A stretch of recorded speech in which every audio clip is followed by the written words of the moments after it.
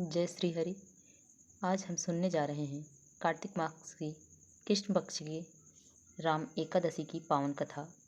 एक ऐसी कथा जो हमें यह सिखाती है कि सच्चे मन से किया गया व्रत और भक्ति किसी तरह व्यक्ति को स्वर्ग तक पहुंचा सकती है।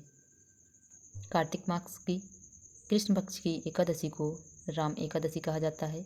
यह व्रत भगवान विष्णु को अत्यंत प्रिय है।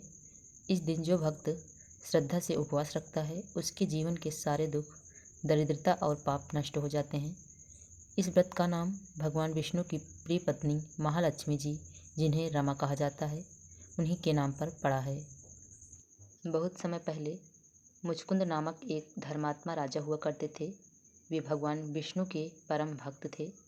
उनके राज्य में हर कोई धर्म का पालन करता था। राजा स्वयं प्रत्येक एकादशी पर उपवास करते और पूरे राज्य में आदेश था कि कोई भी व्यक्ति उस दिन अन्न ग्रहण नहीं करेगा। राजा की एक सुंदर और धार्मिक पुत्री थी जिनका नाम चंद्रभागा था।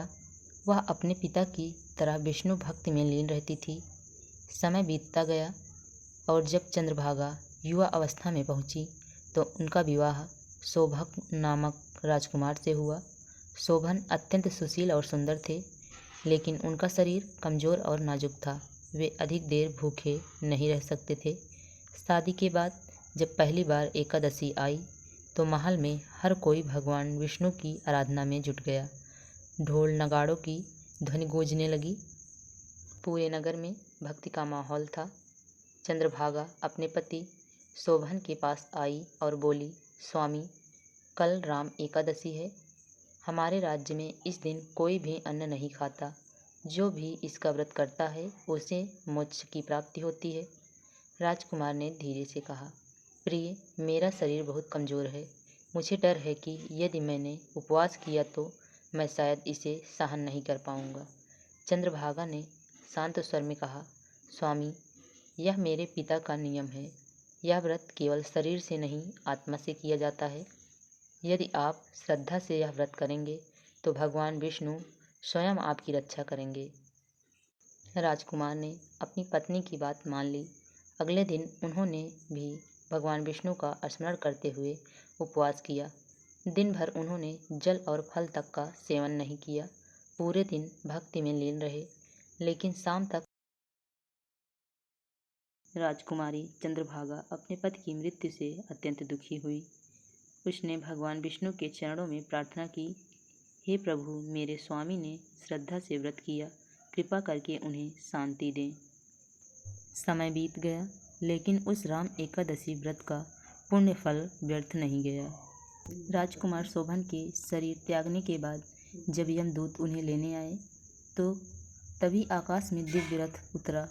उस रथ में सुनहरा पहिया, रत्नों से जड़े आसन और सुगंधित पुष्प बरस रहे थे। देवदूतों ने कहा, हे राजकुमार, आपने राम एकादशी का व्रत किया है। आपको स्वर्ग से भी सुंदर दिव्य लोक में स्थान प्राप्त हुआ है। शोभन ने आश्चर्य से चारों ओर देखा। वहाँ हर ओर सोने के महल, फूलों की वर्षा और भजन की मधुर ध्वनि थी। उनका मन आनंद से भर गया। उधर कुछ समय बाद राजा मुचकुंद तीर्थ यात्रा पर निकले। जब वे एक पर्वत पर पहुँचे तो उन्होंने दूर चमकती हुई एक नगरी देखी। वह नगरी स्वर्ग जैसी सुंदर थी। राजा ने वहाँ के देवदूतों से पूछा, भाइयों, यह अद्भुत राज्य किसका है? देवदूतों ने उत्तर दिया, राजा शोभन का। उन्होंने राम एकादशी का व्रत किया था, जिसके पुण्य से उन्हें यह दिव्य राज्य प्राप्त हुआ है। राजा मुचकुंद आश्चर्यचकित रह गए। वे लौटकर अपनी पुत्री चंद्रभागा के पास गए और बोले, बेटी, तुम्हारे पति को भगवान विष्णु ने दिव्य लोक प्रदान किया है। यह सुनकर चंद्रभागा ने विष्णु भगवान की आराधना की और कहा, हे प्रभु, मैं भी अपने पति से मिलना चाहती हूँ। भगवान विष्णु ने उनकी प्रार्थना सुन ली। चंद्रभागा ने तपस्या करके दिव्य देह प्राप्त किया और स्वर्गलोक पहुँच गई। वहाँ उसका पुनर्मिलन अपने पति शोभन से हुआ। दोनों ने भगवान विष्णु और माता लक्ष्मी की आराधना की और सदैव वैकुंठ लोक में आनंदपूर्वक निवास करने लगे। भगवान श्री कृष्ण ने युधिष्ठिर से कहा था, हे धर्मराज, जो मनुष्य श्रद्धा और भक्ति से राम एकादशी का व्रत करता है वह जन्म जन्मांतर के पापों से मुक्त होकर मोक्ष प्राप्त करता है। यह एकादशी सभी एकादशियों में से सर्वोत्तम है। इस दिन प्रातः स्नान करके भगवान विष्णु का ध्यान करें। धूप, दीप, पुष्प, तुलसी पत्र और फल से पूजा करें। पूरा दिन उपवास रखें और रात में भजन कीर्तन करें। अगले दिन द्वादशी को दान देकर ब्राह्मणों को भोजन कराएं, फिर स्वयं अन्न ग्रहण करें। इस प्रकार राम एकादशी हमें यह सिखाती है कि सच्ची श्रद्धा और भक्ति से किया गया उपवास व्यक्ति को संसार के बंधनों से मुक्त कर देता है। तो आइए इस पावन राम एकादशी पर हम सब मिलकर भगवान विष्णु और माता लक्ष्मी की आराधना करें। तुलसी पत्र अर्पित करें और भक्ति से कहें, ओम नमो भगवते वासुदेवाय। अगर आपको यह वीडियो पसंद आई हो तो वीडियो को लाइक करें, भक्तिमय ज्ञान के लिए चैनल को सब्सक्राइब करें और भगवान विष्णु का आशीर्वाद प्राप्त करें।